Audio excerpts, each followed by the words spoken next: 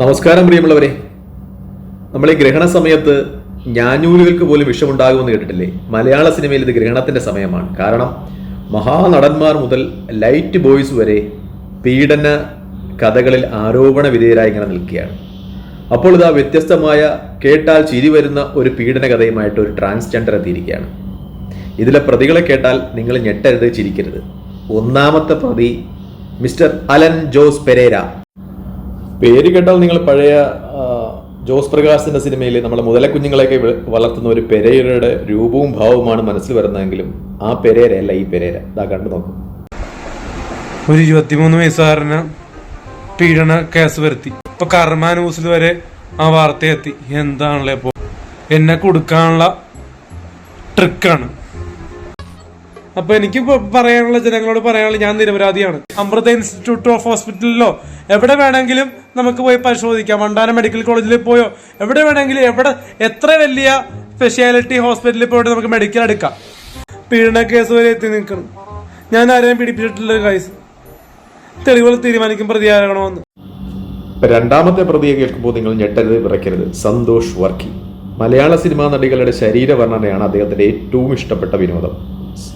Honey റോസിന്റെ മൂട് കൊള്ളാം, ചുണ്ട് കൊള്ളാം എന്ന് വിവരിക്കുന്നതനുസരിച്ച് അദ്ദേഹത്തിന്റെ കഴിവുകളെപ്പറ്റി അദ്ദേഹം തന്നെ പറയുന്നത് കേൾക്കാം. എന്നിട്ട് നിങ്ങൾ വിലയിരുത്തൂ, അദ്ദേഹത്തിന് ഒരു ട്രാൻസ്ജെൻഡറെ കെട്ടിയിട്ട് പീഡിപ്പിക്കാൻ കഴിയുമോ എന്ന്.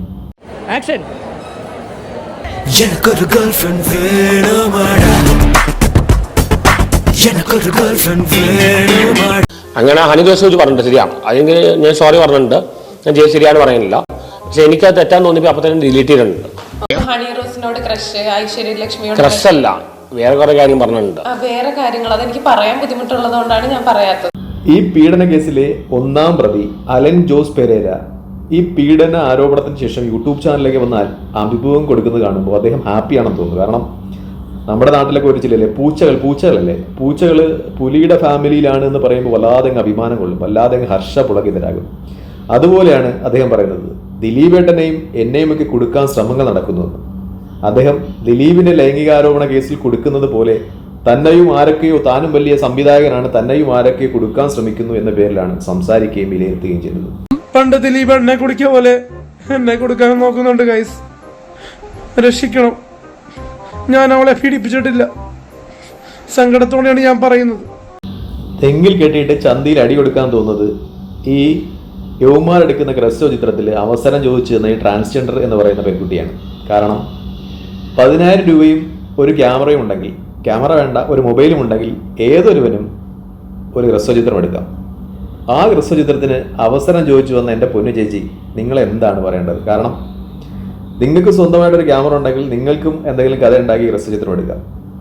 പിന്നെ ഏറ്റവും വലിയ വിറ്റെന്ന് വെച്ചാൽ, ഞാൻ യൗമാരുടെ ഒരു പൂജ, ഒരു ഹ്രസ്വ ചിത്രത്തിൻ്റെ പൂജ കണ്ടു.